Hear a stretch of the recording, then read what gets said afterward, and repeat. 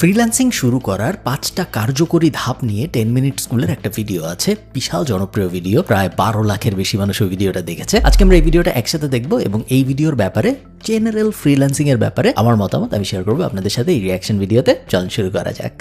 কিভাবে ফ্রিল্যান্সিং শুরু করা যায় বলুন তো? একটা কম্পিউটার থাকলেই তো শুরু করা যায়। ভিডিও বানিয়ে বিভিন্ন জায়গায় অ্যাড দেখে আর এখানে সেখানে ক্লিক করলেই তো ফ্রিল্যান্সিং শুরু করা যায়। ইউটিউব দেখে শুরু করা যেতে পারে, অথবা টুকটাক কোনো কোর্স করে। এই প্রশ্নটা আসলে সঠিক প্রশ্ন না। কিভাবে ফ্রিল্যান্সিং করা যায় এটা কাউকে জিজ্ঞেস করাই উচিত না, কারণ ফ্রিল্যান্সিং তো আসলে কোনো কাজ না। ফ্রিল্যান্সিং একটা কাজ করার পদ্ধতি, আমি আপনাদের আগেও বিভিন্ন সময় বলছি, বাট যারা জানে না তাদের জন্য আরেকবার ছোট্ট করে বলতেছি। Freelancing is a type of work. এক ধরনের কাজকে আমরা ফ্রিল্যান্সিং বলি। কোন ধরনের কাজকে আমরা ফ্রিল্যান্সিং বলি? যখন একজন মানুষের ফিক্সড কোনো ক্লায়েন্ট থাকে না, বিভিন্ন ক্লায়েন্টের জন্য র্যান্ডমলি সে কাজ করতে থাকে, তখন তাকে ফ্রিল্যান্সার বলা হয়। যেমন ধরেন একজন ফটোগ্রাফার আজকে ওই মডেলের সাথে কাজ করতেছে, কালকে ওই বিয়েতে কাজ করতেছে, পরশুদিন অমুক ইনফ্লুয়েন্সার ডাকছে তার সাথে কাজ করতেছে, সে একজন ফ্রিল্যান্স ফটোগ্রাফার।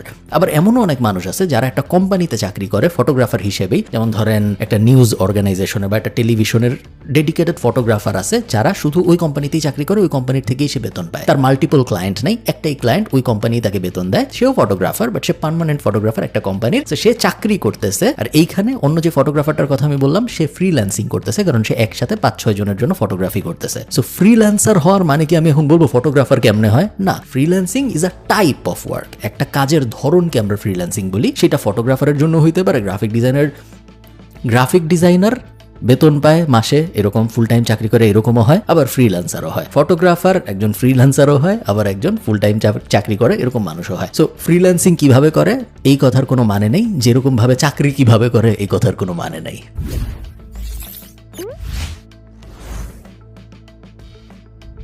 ফ্রিল্যান্সিং শুরু করার 5টা সহজ স্টেপ শিখবো এই ভিডিওতে।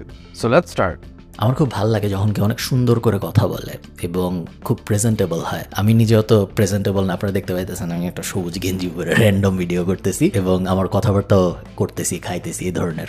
বাট উনাকে যখন আমি দেখছি যে খুব সুন্দর একটা স্যুট পরে একদম প্রফেশনালি একটা হোয়াইট বোর্ডের সামনে দাঁড়িয়ে ভিডিও করছে, দেখতে খুব ইমপ্রেসিভ লাগে আমার এসব।